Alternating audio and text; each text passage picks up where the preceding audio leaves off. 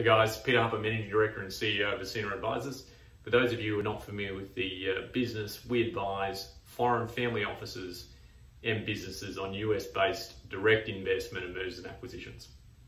So last week, in our first vlog for the year, we talked about some specific economic trends that we think are going to impact US-Australia cross-border deals over the coming calendar year.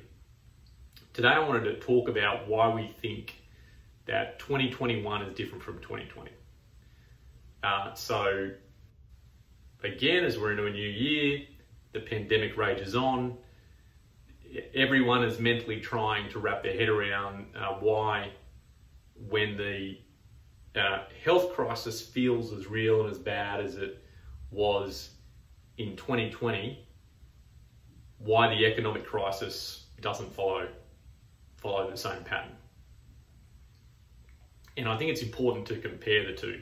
Okay, look at what is it, why is 2020 and where we sit today different from 2021, different from 2020.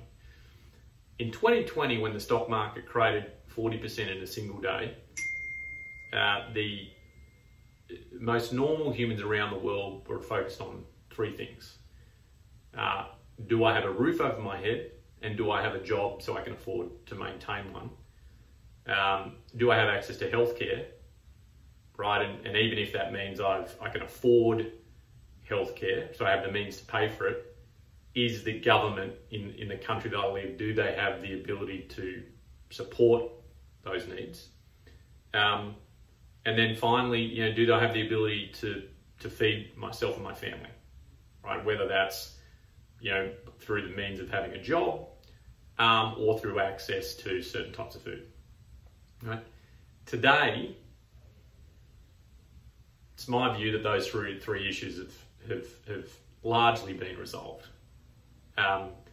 People that have been adversely impacted by the pandemic have either got access to stimulus, or maybe they're not in the roles that they were previously, but they understand economically what the stimulus, what the pandemic means for them. Almost every government around the world has invested heavily in stimulus that supports the provision of both medical service to support people who have had COVID-19, but also the ability to get approved vaccines out to those who need them.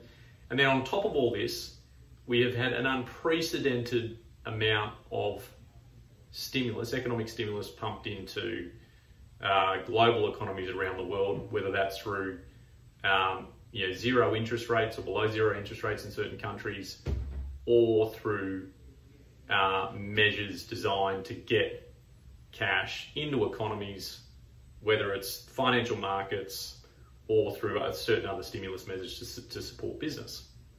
And even as we speak, Joe Biden's about to go one step further and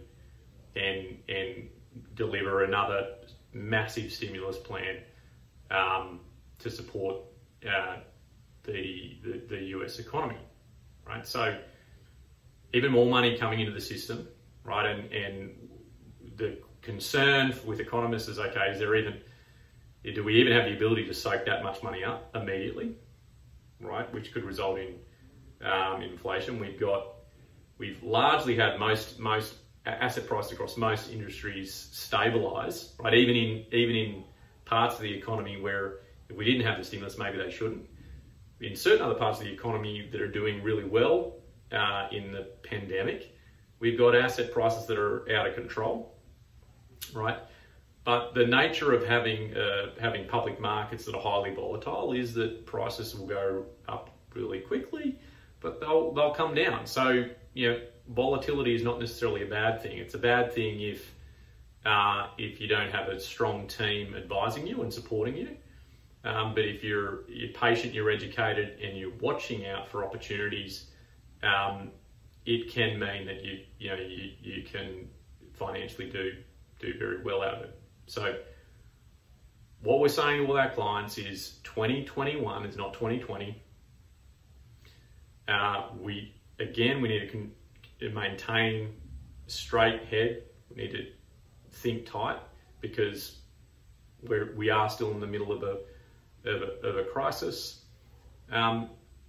But strong view is there is a lot of opportunity out there if you've got liquidity and you're keeping your eyes peeled.